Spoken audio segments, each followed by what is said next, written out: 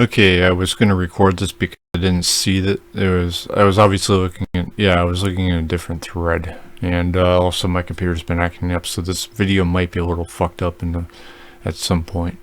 Anyway, it's good news because Jesus died for us so that we could be forgiven. No. Jesus died to help fulfill God's sadistic, fucked up plan to gain obedience sinners, broken people, which he caused, because he set Adam and Eve up to eat forbidden fruit. Somehow, knowledge of good and evil is wrong or bad. I don't know. But, yeah, so it's good news that because Jesus died, no, he gave his life for us, now you repay him. Okay, you say repay him. Well, you guys talk a lot about free will and choice. Why wasn't birth in that package, that free will package? And you want to tell me repay him? I didn't ask him to do anything, and I also didn't this life, this existence, which is naturally broken.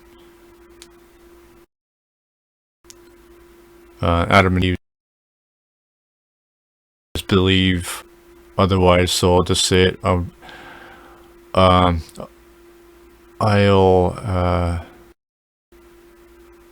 the word I'm looking for? I'll assume that believe, just a question. How can we be responsible for Adam and Eve's fuck up, again, as you believe?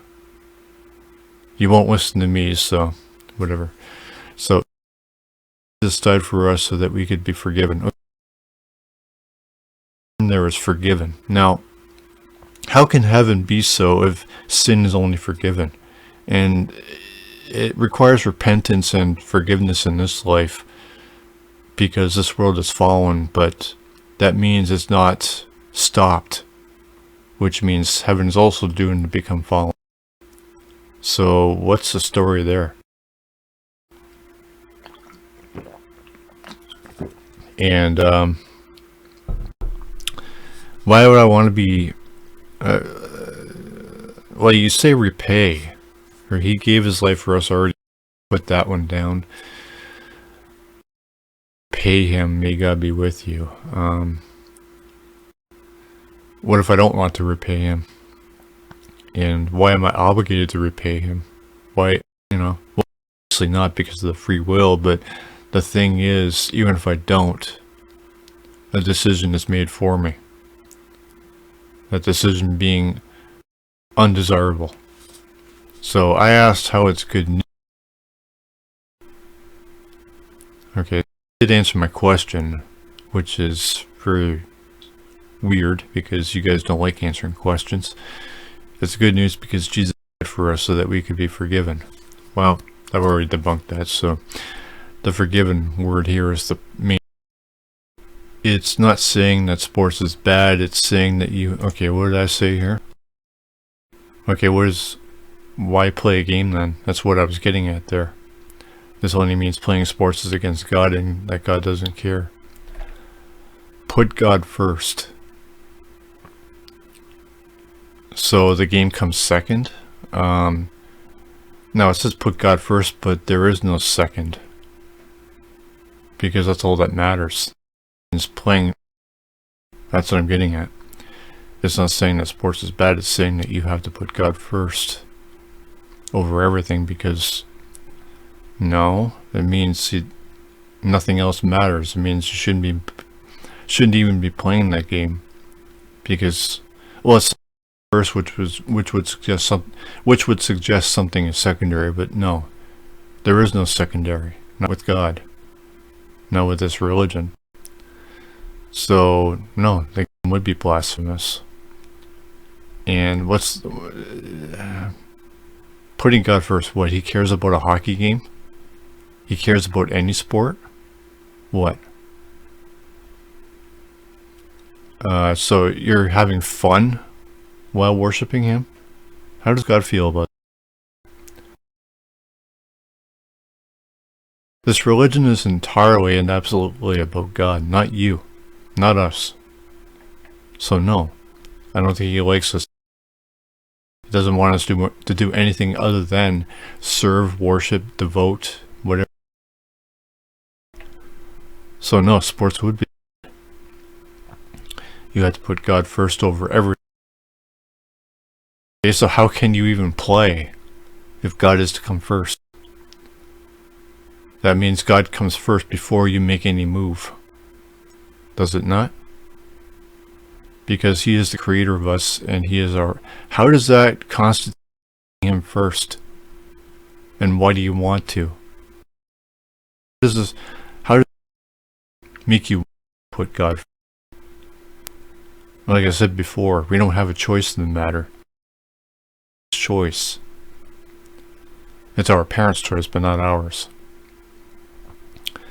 It's like if you were to put more sports over something over your parents, you wouldn't be... Are parents gods? No. So how is this a valid analogy? It's like if you were to put money or sports or something over your... What do you mean put something over the parents? What does that even mean? That doesn't make any sense. Are any parents... Well, there are some obviously, but if parents are anti-sports or money or something, then something's fucked up with them. Same way that something's seriously fucked up with God if he wants everyone to put him first. You're fucked up for wanting to put him first. That's psychotic. That's masochistic.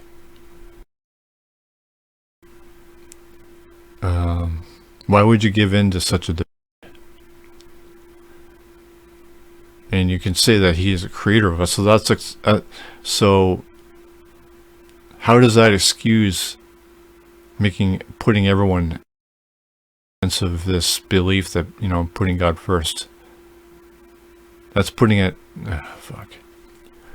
Putting God first at the expense of everyone, including yourself. How is that right? I mean, you could say, well, it's the truth and all that. Well, he's a creator. Well, so that means you should approve and accept him instead of reject him. Why don't you reject him? I mean, you don't do that. Some people would tell me, well, I do it because it's the truth. It's not that I want to. Well, you don't reject him, do you? You accept him. So it doesn't matter if it's the truth. They gave birth. I didn't ask for that. So how is that a valid reason? Did you ask for it? Now you could say, well, I want it now. Well, would you have wanted it before you knew? What if you knew beforehand, before you were conceived, what this world is? Would you still want it here? And that there's this religion that says God, you know, God banished it for his first two creation, and you were obligated to get his forgiveness or suffer eternally. Would you want to be born?